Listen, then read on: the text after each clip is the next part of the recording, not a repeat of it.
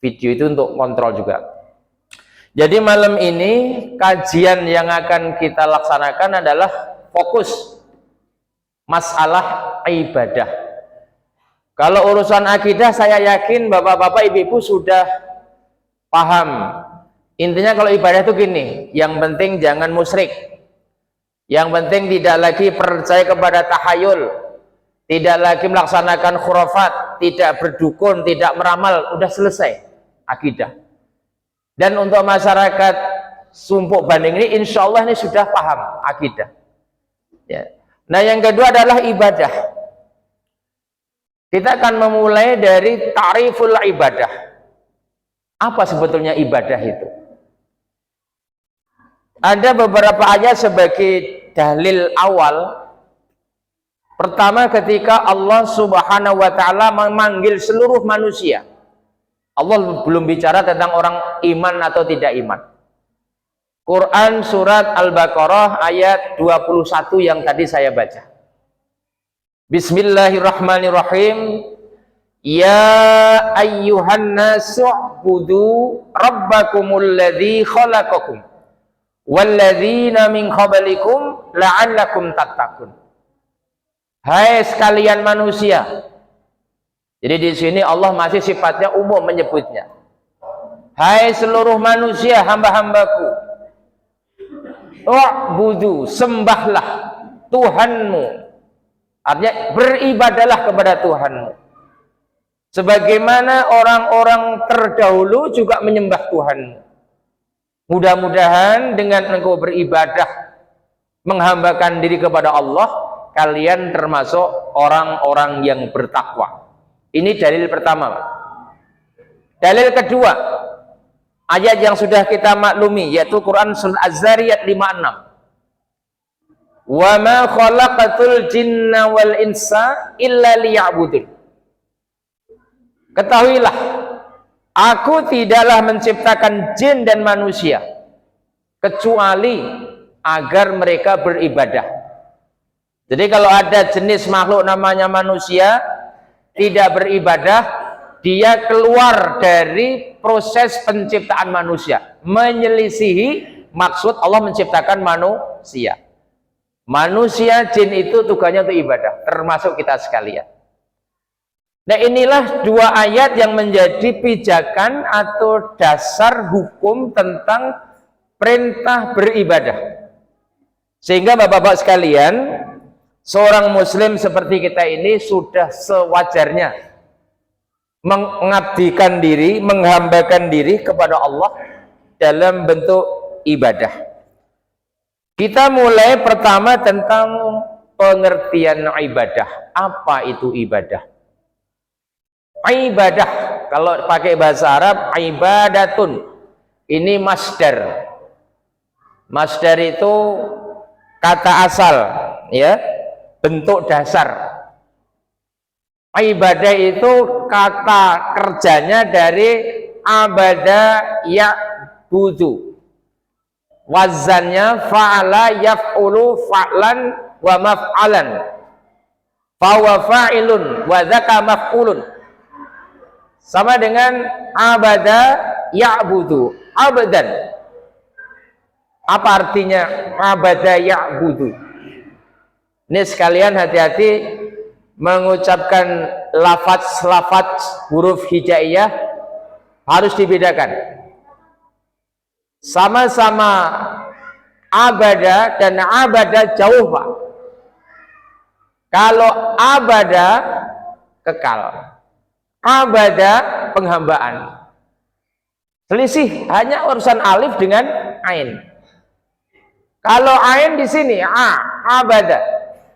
Maka kalau saya ngomong abada salah. Nah, yang saya maksud dalam kajiannya adalah abada ya'budu. Menjadi ibadah. Kata abada ya'budu, ibadah itu artinya paling ada 4. Paling tidak ada 4. 1. Ibadah bimakna at-ta'ah. Ibadah itu artinya ketaatan. Orang dikatakan ibadah karena dia mencoba menampilkan dirinya taat kepada Sang Pencipta. Maka al-ibadah bimakna at-ta'ah. Yang kedua, ibadah artinya apa? Al-khudu'. Apa al-khudu'?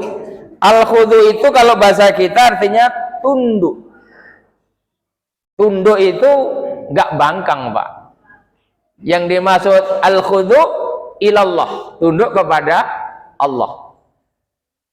Kita semua ini ibadah karena tunduk kepada Allah, al-khudu'.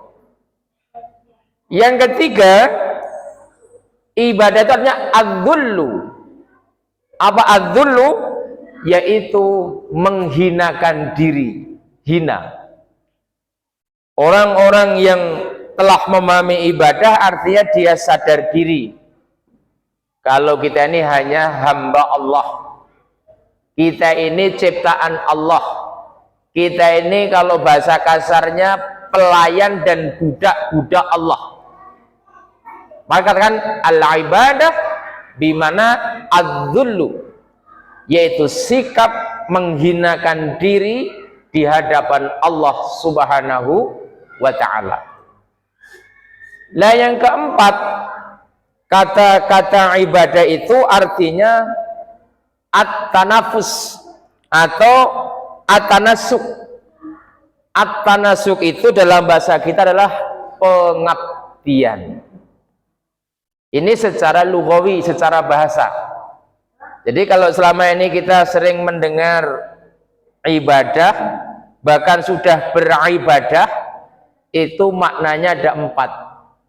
Saya ulangi, al-ibadah bimana pertama al-awwal at-ta'ah, ketaatan. Yang kedua al-khudu', ketundukan. Yang ketiga adzullu, menghinakan diri di hadapan Allah. Yang keempat at-tanasuk, yaitu mengabdikan diri kepada Allah. Ini pengertian ibadah secara lugawi, secara bahasa atau secara terminologi, secara epistemologi. Lah kalau menurut istilah, apa ibadah itu? Kalau menurut definisi atau istilah, ibadah itu saya ambilkan beberapa pengertian. Misalnya menurut ulama fikih, ma uddiyati batigha li wajhillah wa talaban li thawabihi fil akhirah. Ibadah itu artinya segala sesuatu yang dikerjakan untuk mendapatkan keridhaan Allah Subhanahu wa ta'ala demi mengharap pahala di akhirat. Ini menurut pengertian yang diberikan para ulama atau ahli fikih. Nah, kalau menurut himpunan putusan tarjih Muhammadiyah, yang bapak-bapak saya yakin telah banyak memilikinya, ibadah itu definisinya begini: al-ibadatu hiya at-taqarrubu ilallahi bimtithali awamirihi wajtinabi nawahihi wa amila bihi adinabi syari' wa hiya ammatun wal khassah.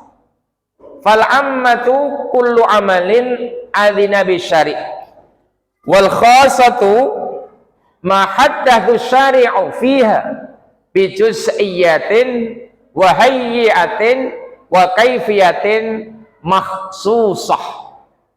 Nanti silakan bapak-bapak kalau yang sampulnya seperti ini di halaman 178 179. Itu ta'rif pengertian ibadah menurut himpunan putusan tarjih. Apa artinya? Al-ibadatu, ibadah itu adalah at-taqarrubu ilallah, bertakarrub, mendekatkan diri kepada Allah, bimtithali awamirihi, dengan cara menjalankan perintah-perintah Allah, wajtinabi nawahihi, meninggalkan larangan-larangan Allah, wa adzina bisyari', dan melakukan apa-apa yang diizinkan Allah. Asyari' artinya yang membuat aturan, yaitu Allah Subhanahu wa taala.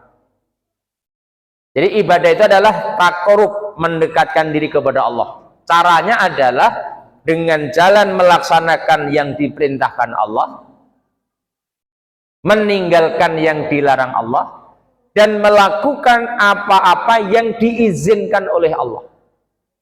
Lalu bedanya di mana itu menjalankan dengan melaksanakan yang diizinkan?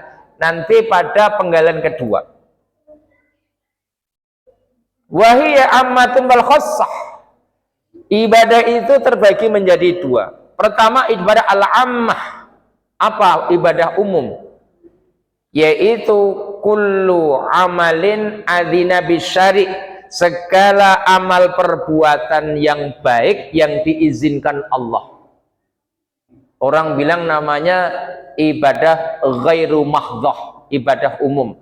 Semua perbuatan yang kita lakukan, walaupun tidak diatur secara rinci dalam Al-Quran dan hadis, tapi Allah membenarkan, itu termasuk ibadah. Bapak-bapak mencari ikan di laut itu ibadah untuk menghidupi anak istri. Yang berkebun itu ibadah. Yang bertani itu ibadah. Yang lagi menuntut ilmu kayak malam ini ibadah. Namanya ibadah ibadah umum. Apa itu? Kullu amalin adzina bihi syari', setiap perbuatan yang diizinkan Allah, walaupun tidak diatur secara terinci. Mau dagang apapun silahkan, yang penting diizinkan Allah. Mau dagang bakso monggo, mau dagang somai monggo, mau bisnis benur silahkan, karena diizinkan itu. Tapi kalau sudah bisnis misalnya narkoba, itu bukan ibadah. Ya, kenapa? Allah mengatakan haram gitu. Atau bisnis judi online itu nggak boleh. Kenapa? Ada unsur perjudian. Jadi jangan disangka mengurus kebun atau bertani, berdagang itu bukan ibadah, tapi ibadah Jadi antum a'lam, nggak usah diatur secara rinci. Termasuk ngaji ini kan ibadah nih Pak. Nggak ada aturan ngaji harus bersila, enggak. Kalau capek bersila juga boleh bergeser kok Pak, nggak ada aturan. Iya. Tapi yang kedua, wal khassah, ma haddadallahu, saya ulangi, wal khassatu ma haddadahu syari' fiha bi juz'iyatin wa hayyi'atin wa kaifiyatin makhsusatin. Adapun ibadah khusus adalah ibadah yang telah ditetapkan oleh si pembuat aturan, yaitu Allah, tentang perinciannya, cara melakukannya, dan cara-caranya sudah ditetapkan oleh si pembuat undang-undang asyari. Ini yang sering dikatakan dengan ibadah khusus atau ibadah khos. Contohnya ya sholat, puasa, kemudian haji, toharoh, itu masuk wilayah ibadah khusus.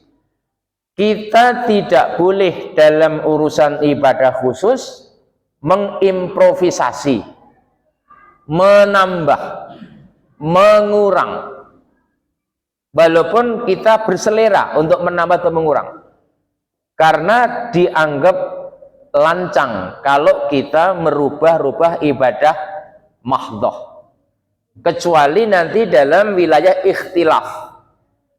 Dalam hal-hal yang qat'i, yang pasti, tidak boleh kita menambah atau mengurang. Ini yang mesti harus dipahami betul pada ibadah yang kedua, Bapak sekalian. Kalau ibadah yang umum itu nggak terlalu rumit, karena ketika Rasulullah Shallallahu Alaihi Wasallam ditanya, bagaimana urusan dunia ya Rasulullah? Kata Nabi, antum a'lamu bi amri dunyakum. Anda lebih ngerti urusan duniamu. Anda mau bisnis apa, nggak ada aturan, yang penting halal thayyibah. Tapi kalau urusan ibadah mahdhah jangan main-main, Pak. Wudu nggak boleh sembarangan. Sholat nggak boleh sembarangan. Puasa nggak boleh nurut selera kita. Inilah yang akan kita kaji ke depan adalah ibadah khusus. Kita akan mencoba menggali ulang. Kita akan coba konsisten dengan isi tarjih ini. Bagaimana cara wudhu yang benar, bagaimana cara sholat yang benar, dan sebagainya. Dan siap-siap nanti bapak-bapak kalau ada yang terkoreksi, tidak perlu marah. Karena sifat belajar itu adalah siap melakukan pembaharuan atau pembenaran. Jadi kita jangan kaku betul. Dari dulu begitu. Loh, kalau kita memegang keteguhan itu, mestinya sekarang Muhammadiyah masih pakai kunut, Pak. Dulu kecil saya di Jogja masih pakai kunut subuh. Setelah dikaji dari waktu ke waktu, ternyata dalilnya lemah. Maka Muhammadiyah pada Muktamar Tarjih di Wiradiso Pekalongan akhirnya mengatakan kunut subuh dianggap tidak masyru'. Jadi terus belajar tarjih itu. Nah, karena itu mari kita niatkan hati kita yang sungguh-sungguh. Dan kalau nanti memang ada yang perlu ditanyakan, jangan ragu, silahkan ditanyakan dengan catatan. Kalau saya bisa menjawab langsung, saya jawab langsung. Kalau tidak, saya jadi unfair saya. Itu bab pertama tentang ta'riful ibadah, pengertian ibadah. Jadi dari dua ibadah ini yang akan kita kaji adalah ibadah khusus atau al-ibadatu khassah, ibadah yang khusus. Kemudian yang kedua, kalau sudah bicara masalah ibadah khusus, kita harus tahu prinsip-prinsip ibadah yang kadang-kadang abai. Orang senang betul ibadah tapi nggak tahu prinsip-prinsipnya, Pak.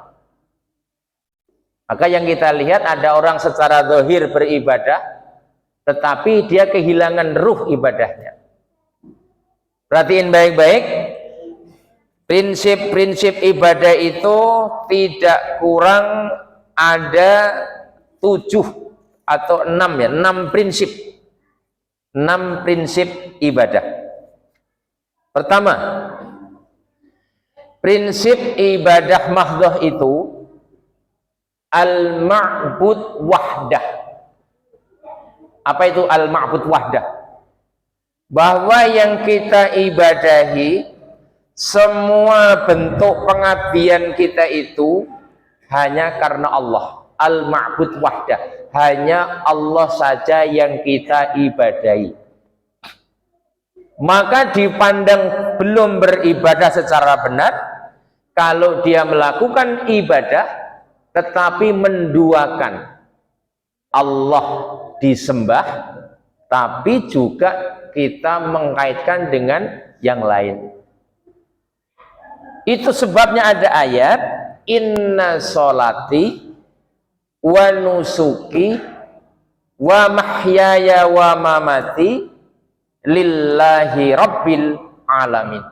Sesungguhnya sholatku, hidupku, ibadahku, hidup dan matiku hanya untuk Allah subhanahu wa ta'ala.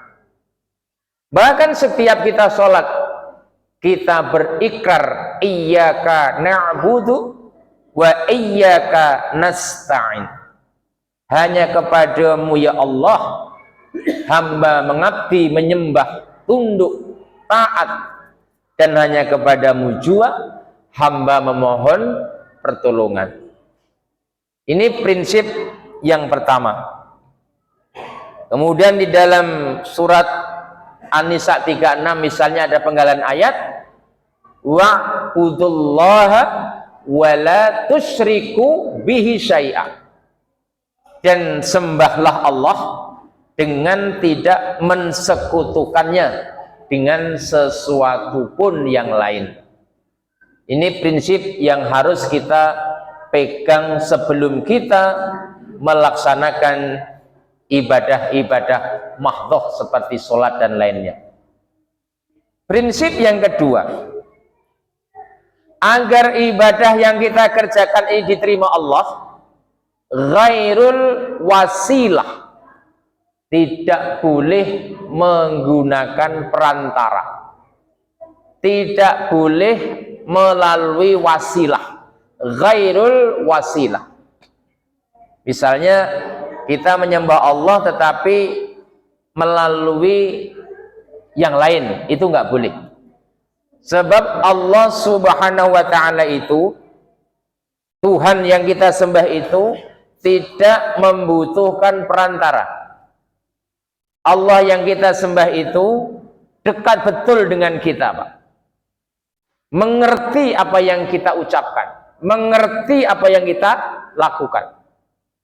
Bukankah ada satu ayat, wa idza sa'alaka ibadi anni fa inni qarib ujibu da'watad da'i idza da'an falyastajibu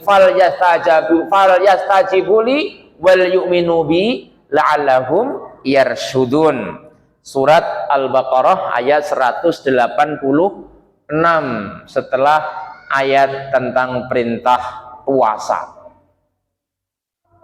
Dan jika mereka bertanya kepadamu, hai Muhammad, wa idza sa'alaka ibadi anni, tentang aku, fa inni qarib, sesungguhnya aku, kata Allah, sangat dekat.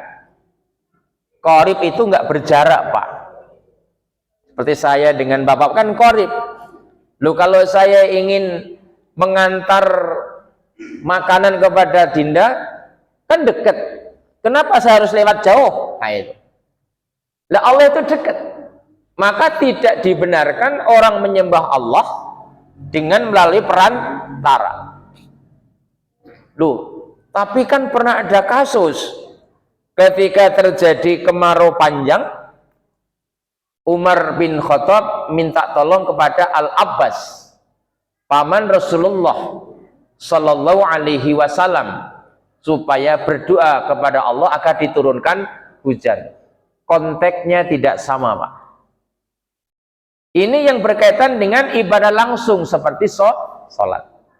Jadi biar ibadah kita diterima Allah, tidak sia-sia, tidak dibenarkan menggunakan wasilah. Karena Allah Tuhan yang kita sembah itu posisinya sangat dekat dengan diri kita. Dalilnya sangat banyak. Tadi di Al-Baqarah 186, termasuk di dalam surat 57, surat Al-Hadid ayat 4 dikatakan, wa huwa ma'akum ainama kuntum wallahu bima ta'maluna basir. Apa kata Allah? Wa huwa ma'akum. Allah, dia Allah itu selalu membersamai kalian. Jadi kalau bahasa sekarang ada bahasa yang sering kita dengar, membersamai. Artinya Allah tidak pernah melepas kalian. Ma'a itu bersama. Ada namanya ma'iyatullah, kebersamaan Allah. Wa huwa ma'akum, dia itu selalu membersamai kalian. Ainama kuntum, dimanapun kalian berada. Anda sholat seorang diri, Allah ngerti. Anda sholat di tengah orang ramai, Allah ngerti. Karena itu tidak perlu pakai perantara. Wallahu bima ta'maluna basir, dan Allah Subhanahu wa ta'ala sungguh mengetahui apa yang kalian kerjakan dan maha melihat. Ini prinsip yang kedua. Satu, al-ma'bud wahdah, hanya Allah yang disembah. Dua, ghairul wasilah, tidak boleh ada perantara. Yang ketiga, biar ibadah kita diterima Allah, prinsipnya adalah ikhlas semata-mata karena Allah. Ini berat, saudaraku. Kadang-kadang yang membuat ibadah kita akhirnya tidak berbuah kebaikan apabila di dalamnya tidak adanya rasa ikhlas. Al-ikhlas ar-ruhul ibadah. Ikhlas itu ruhnya ibadah.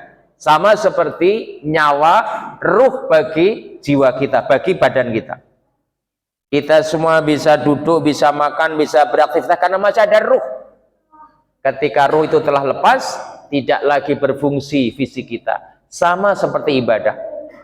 Prinsip ibadah biar bermanfaat, dia harus ditunaikan dengan ikhlas, yaitu semata-mata mengharap Allah, pahala dari Allah Subhanahu wa ta'ala. Misalnya di dalam Quran surat An-Nisa, ya, dalam hadis, bukan ayat ya, dalam hadis riwayat An-Nasa'i. Qala an-nabiy sallallahu alaihi wasallam, innallaha la yaqbalu minal amali illa ma kana lahu khalisan wa bataghiya bihi wajhuhu. Sesungguhnya Allah tidak akan menerima amalan kecuali amalan tadi dikerjakan dengan ikhlas dan hanya mencari ridho Allah Subhanahu wa ta'ala. Mari pastikan sholat kita hanya karena Allah, ibadah puasa kita karena Allah. Pokoknya apa yang kita kerjakan jangan pernah diniatkan kecuali untuk Allah. Ini prinsip yang ketiga. Kemudian yang keempat, bagaimana biar ibadah diterima Allah? Ini penting. Maujud dalail, harus adanya dalil, harus adanya apa dalil itu? Hujjah. Jangan pernah saya, bapak, ibu mengerjakan sholat kecuali ada dalilnya. Jangan pernah melakukan gerakan seperti kesukaan kita kecuali berdasarkan dalil. Ya, apalagi urusan sholat, Pak. Sholat ini kita supaya mencontoh Nabi. Ya, hadisnya sangat masyhur. Ya. Sallu kama ra'aitumuni usalli. Dirikanlah kalian sholat, tegakkan kalian sholat seperti kalian melihat bagaimana cara sholatku. Berarti kita harus mengkaji betul bagaimana cara sholat Nabi. Maka insya Allah buku praktis ini nanti akan membongkar tentang kaifiat tata cara sholat Rasulullah, dan buku ini ditulis oleh Syakhir Jamaluddin dan dipengantari oleh Ketua Majelis Tarjih PP Muhammadiyah. Makanya saya sandingkan dua buku ini, Pak. Itu. Jangan pernah melakukan sesuatu tanpa dalil, walaupun kita senang. Ya. Dalilnya apa? Misalnya dalam Al-Kahfi, faman kana yarju liqa'a rabbih falyamal 'amalan shalihan wa la yusyrik bi ibadati rabbih ahada.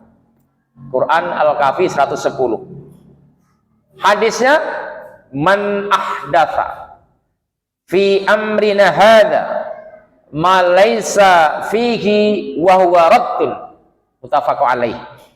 Barang siapa yang mengadakan suatu dalam perkara kami, maksudnya dalam ibadah-ibadah khusus yang tidak ada tuntunan dari kami, maka tertolak. Jadi jangan disangka setiap yang nurut kita baik itu diterima. Enggak, Pak. Kita harus teliti betul urusan ibadah ini, Pak. Ya. Urusan sholat itu betul-betul menjadi spesial, kita nanti akan uji.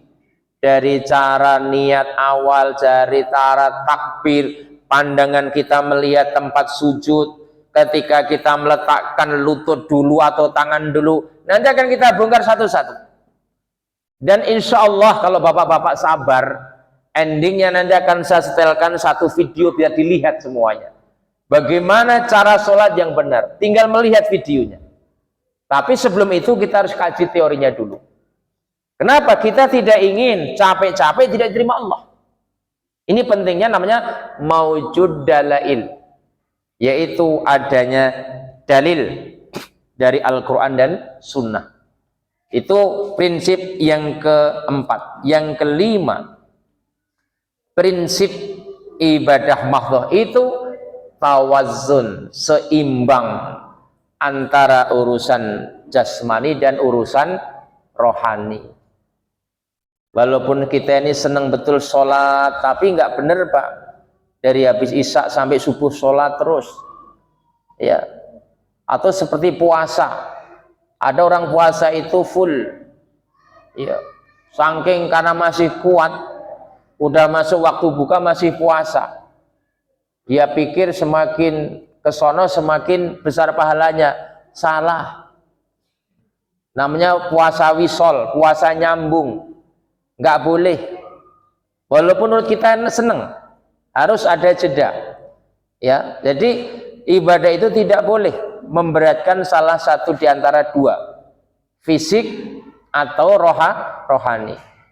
Sebab Allah Subhanahu wa taala tidak mungkin mensyariatkan ibadah untuk menyengsarakan hambanya. Ibadah itu seperti sholat, puasa dan sebagainya sudah diukur kadarnya, disesuaikan dengan kemampuan hambanya. Ini prinsip yang kelima. Kemudian yang keenam, apa prinsip ibadah mahdhah? Yassir wala tu'assir, mudah dan tidak memberatkan. Yang sering membuat kita kepayahan itu karena kita nggak manut sama Allah dan Rasul Pak sekalian. Kita sering menciptakan bentuk-bentuk ibadah sendiri, akhirnya membuat kita kepayahan. Sudahlah, tidak ada contoh dalam urusan